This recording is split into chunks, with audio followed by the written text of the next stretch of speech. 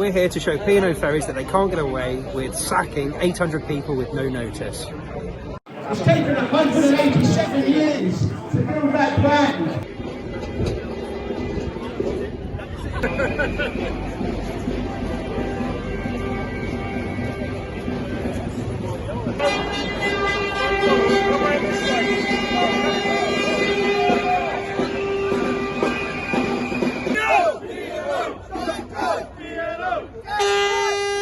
Sick of ministers crying crocodile tears.